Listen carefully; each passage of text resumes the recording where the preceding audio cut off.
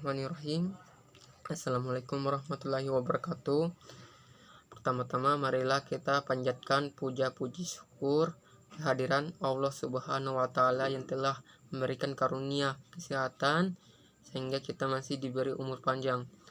Tak lupa pula kita hanturkan sholawat serta salam kita kepada baginda Nabi Muhammad SAW, karena berkat beliaulah yang telah mendorong Islam dari alam kegelapan ke alam terang benderang yang saat ini kita rasakan. Perkenalkan, nama saya Zamron Badi dari kelompok 6, saya pemateri pertama. Baik, untuk mengefisienkan waktu, saya mulai membahas materi. Baik, materi saya yang saya akan bahas ini yaitu morfologi tanah.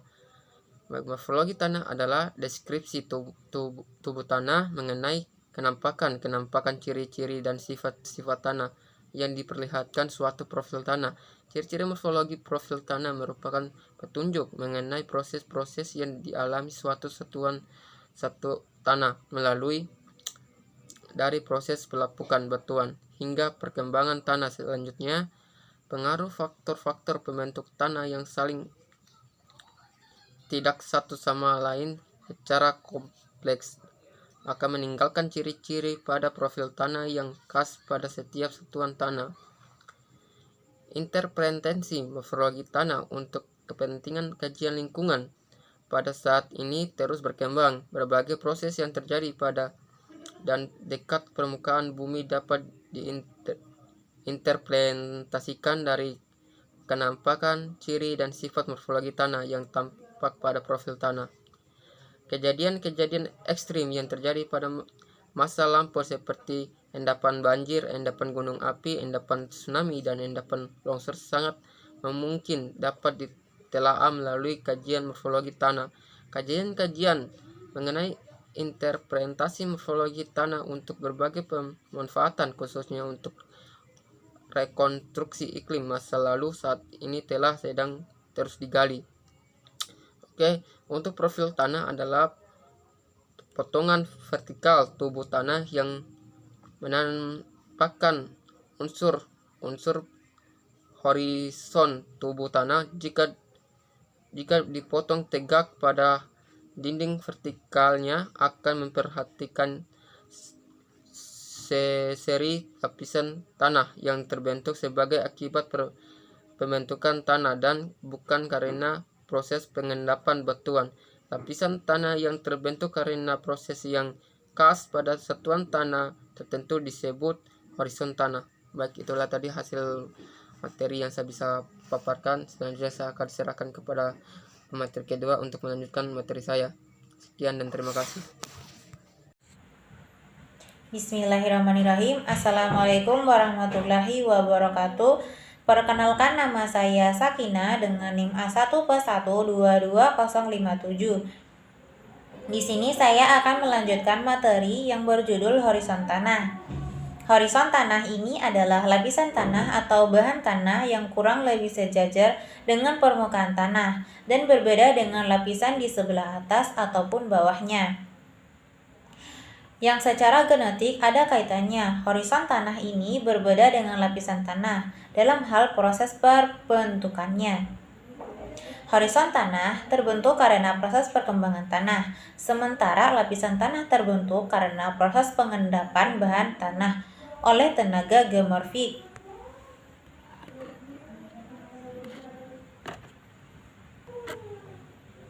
Urutan horizon tanah dari permukaan ke bawah permukaan mengikuti logika pembentukan tanah oleh berbagai proses translokasi, transformasi, pengurangan, dan penambahan atas senyawa kimia dan partikel tanah di dalam profil. Urutan perlapisan tanah mengikuti logika pengendapan material batuan yang khas menurut macam tenaga geomorfik yang mengendapkannya. Baik, itu saja tadi hasil pemaparan saya. Selanjutnya saya berikan kepada materi ketiga untuk melanjutkannya. Sekian dan terima kasih. Baik, di sini saya akan melanjutkan materi yang telah dipaparkan oleh pemateri sebelumnya. Materi yang saya bawa itu adalah horizon genetik utama. Horizon genetik utama atau sering disebut dengan horizon utama diberi simbol dengan huruf kapital. O, A, E, B, C, dan R. Keterangan dari masing-masing horizon tanah utama adalah sebagai berikut. O adalah simbol untuk horizon atau lapisan yang didominasi oleh bahan organik. A adalah simbol untuk horizon tanah mineral yang terbentuk dari tanah lapisan atas atau di bawah horizon O, yang menunjukkan hilangnya seluruh atau sebagian besar struktur batuan dan memperlihatkan satu atau lebih dari sifat. E adalah simbol untuk horizon yang mengalami proses pelindian maksimal dirincikan oleh warna yang lebih terang daripada horizon B yang terletak di bawahnya. B adalah simbol horizon yang terbentuk di bawah horizon A, E, dan O yang telah mengalami perkembangan horizon sehingga merincikan hilangnya seluruh atau sebagian besar struktur bagian asli yang menunjukkan satu atau lebih dari sifat. C adalah simbol untuk horizon atau lapisan bahan induk tanah. Sedikit dipengaruhi oleh proses pedagonik, mungkin telah mengalami modifikasi walaupun tidak terdapat gejala pedagonik. E adalah simbol untuk lapisan batuan induk misalnya granit, balsat, batu gamping, batu pasir, dan lain sebagainya. Baik, itu saja materi yang saya paparkan. Selanjutnya saya berikan kepada pemateri keempat. Sekian dari saya, terima kasih. Bismillahirrahmanirrahim. Assalamualaikum warahmatullahi wabarakatuh. Terima kasih atas kesempatan yang diberikan kepada saya. Saya akan melanjutkan pemateri ketiga tadi. Jadi perkenalkan, nama saya Indra Saputra dengan NIM A1P1222039. Jadi pada video kali ini saya akan memaparkan sebuah materi yang berjudul Horizon Genetik Tambahan. Secara etimologi, horizon genetik tambahan atau sering disebut sebagai horizon tambahan disimbolkan dengan huruf kecil di belakang simbol horizon utama. Horizon tambahan mempunyai makna khusus mengenai proses perkembangan tanah yang lebih spesifik dibandingkan dengan proses perkembangan tanah umum yang digambarkan pada horizon utama. Adapun macam-macam horizon utama sebagai berikut. Yang pertama adalah simbol yang digunakan bersama dengan horizon O untuk menunjukkan bahan organik yang telah mengalami dekomposisi lanjut. Kandungan serat kasar remasan kira-kira kurang dari 17 volume. Dan kedua adalah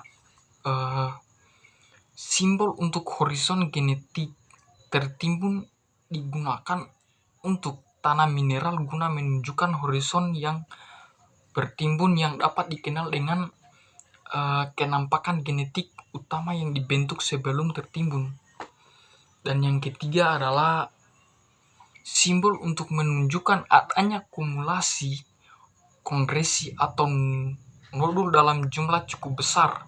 Simbol ini digunakan apabila kongresi atau modul tersebut diperkaya dengan mineral-mineral. Oke, nomor 4.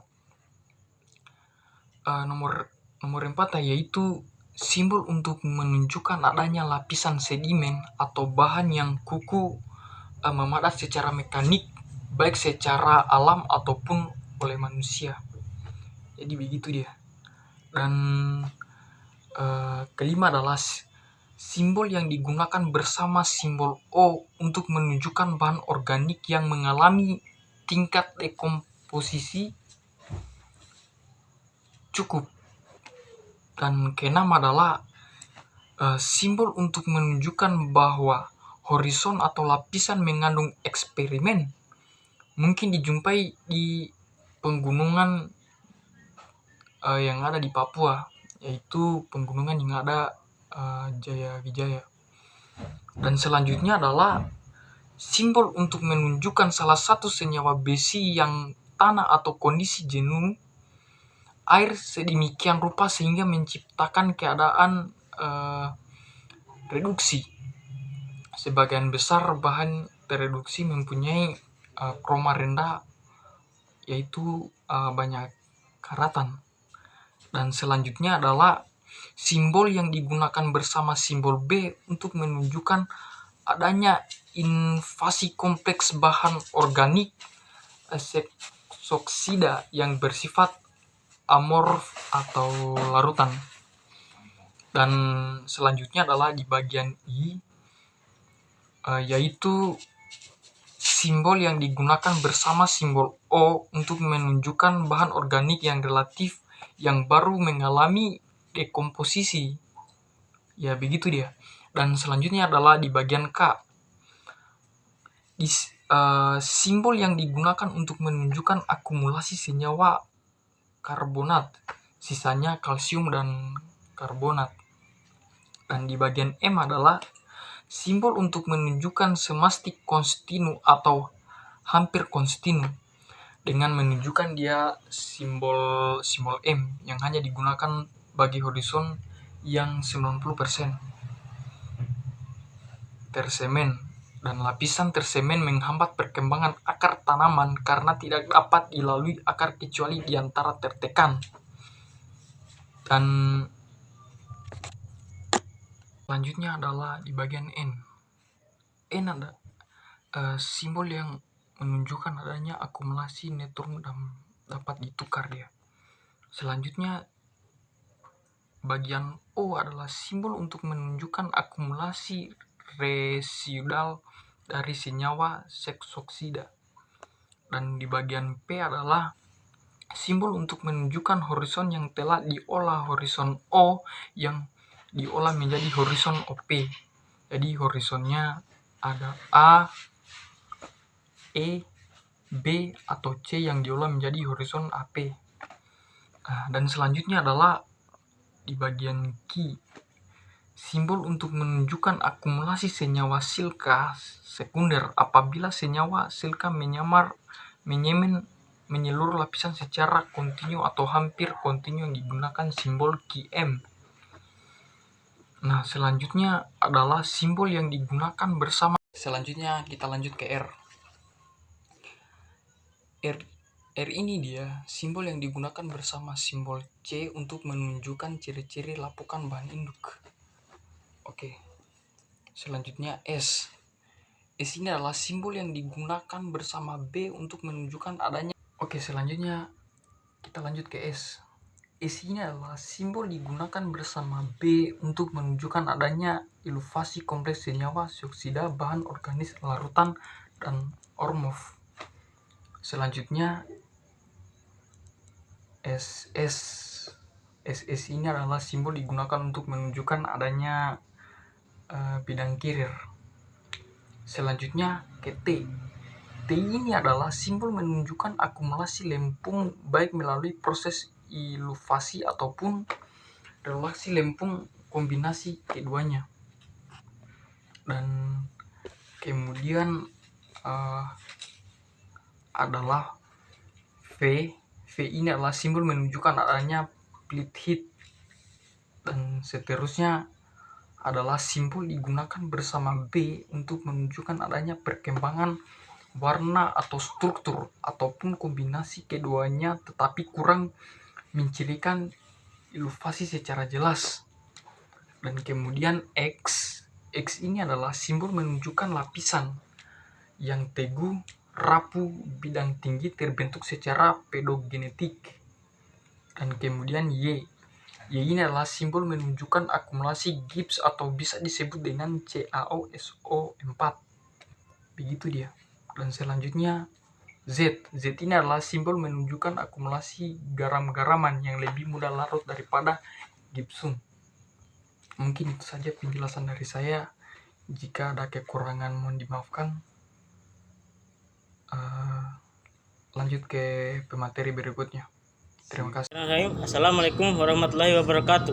Perkenalkan, nama saya Dani Prasetya, NIM A1P1 1220 29. Baik, di sini saya akan melanjutkan materi dari pemateri keempat yang berjudul Horizon Diagnostik Permukaan Apipedon menurut taksonomi USDA.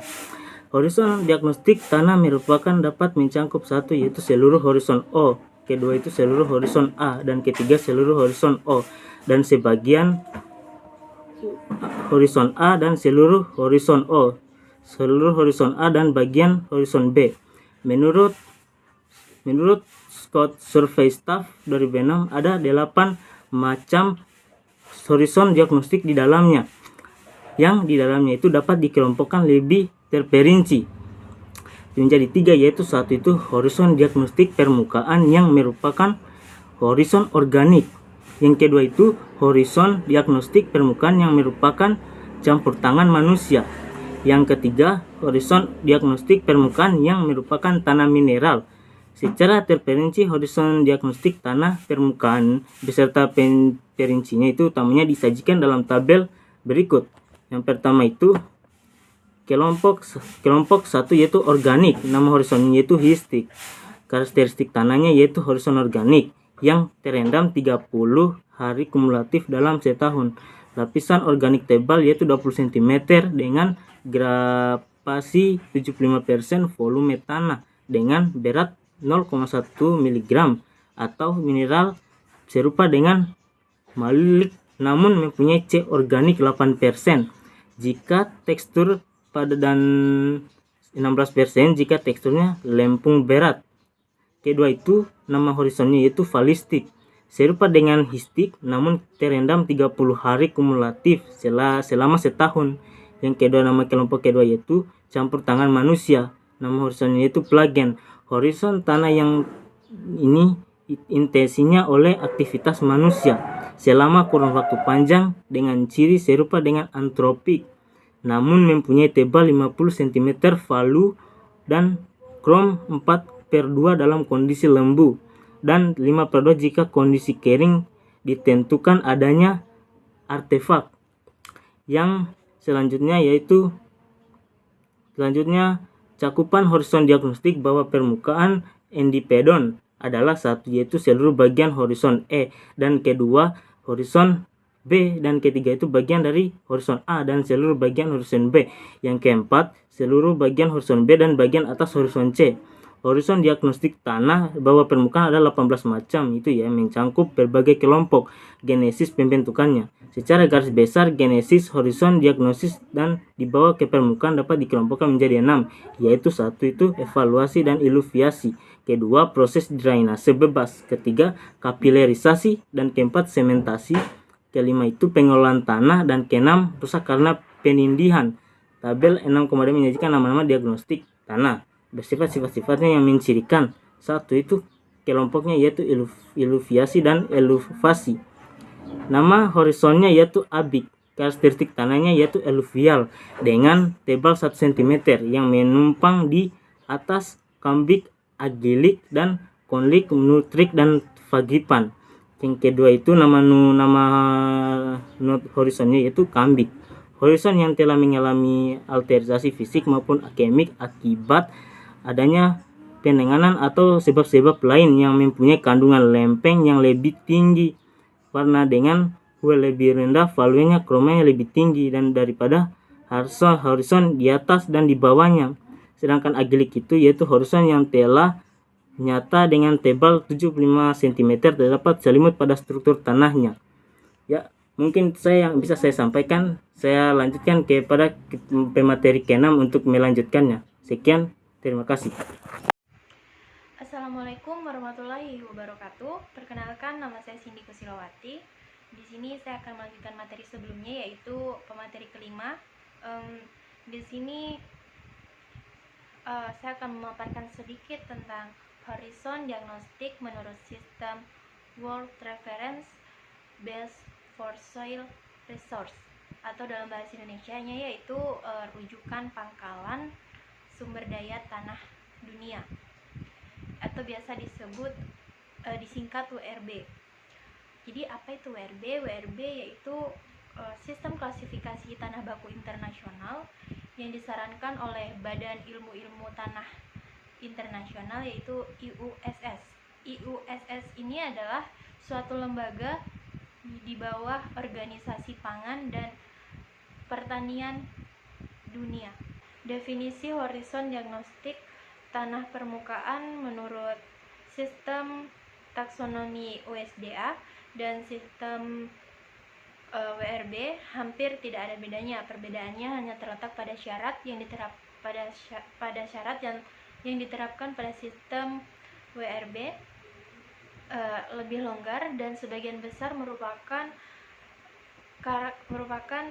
karakteristik morfologis yang dapat diidentifikasi di lapangan. Sistem WRB mengakui berbagai sistem yang telah ada pada tingkat nasional negara-negara yang terlibat aktif di dalam penyusunan sistem klasifikasi, termasuk di dalamnya adalah Amerika Serikat. Banyak nama yang mirip dengan nama-nama horizon diagnostik yang ada pada sistem USDA. Jumlah dan macam horizon diagnostik pada sistem WRB sedikit lebih banyak dibanding dengan jumlah dan macam horizon diagnostik yang ada pada sistem taksonomi USDA. Ada macam-macam horizon diagnostik tanah permukaan WRB, yaitu pertama ada Histik, Volix, Melanix, Fulvix, Molix, Foranix, Umbrix, Antrokis, Antrix, Iragis, dan masih banyak lagi. Dan ada juga macam-macam horizon diagnostik tanah bawah permukaan, yaitu ada Albix, Combix, Fragis, Plintix, Gipix, dan Natrix. Mungkin hanya itu yang bisa saya sampaikan dan saya paparkan. Untuk kurang lebihnya mohon dimaafkan. Dan untuk materi berikutnya akan dibawakan oleh teman saya. Mungkin hanya itu. Wassalamualaikum warahmatullahi wabarakatuh. Baik, saya akan melanjutkan materi yang telah dipaparkan teman saya yang berjudul klasifikasi tanah. Klasifikasi tanah atau sistematika penggolongan tanah ialah pemberian nama satuan-satuan tanah menurut kriteria tertentu berdasarkan sifat-sifat yang mencirikan atau sifat diagnostik yang ada pada tanah. Sifat diagnostik digunakan untuk mengklasifikasi tanah selain keterkaitan erat dengan proses pembentukan tanah atau genesis tanah, juga berkaitan dengan perwatakan tanah yang mempengaruhi pemanfaatannya. Dengan demikian, morfologi tanah merupakan pengetahuan yang mendasar klasifikasi tanah. Sistem klasifikasi tanah diperlukan untuk mengkaji tanah secara tepat di bagian tempat di permukaan bumi dan untuk mempublikasikan hasil kajian sistematika. Ada beberapa macam sistem klasifikasi tanah yang ada di dunia, tetapi hanya dua sistem terkenal yang diterapkan secara luas. Yang pertama yaitu sistem klasifikasi tanah USDA atau dikenal dengan Soil Taxonomy. Yang kedua, sistem klasifikasi FAO atau UNDSCO yang saat ini dikenal dengan sistem WRB. Di samping dua sistem klasifikasi tanah yang banyak dipakai secara luas, dikenal dengan sistem-sistem klasifikasi tanah nasional banyak dikembangkan oleh negara-negara tertentu seperti Jerman, Australia, Kanada, dan masih banyak lainnya. Baiklah, itulah hasil materi yang saya sampaikan. Sekian dan terima kasih.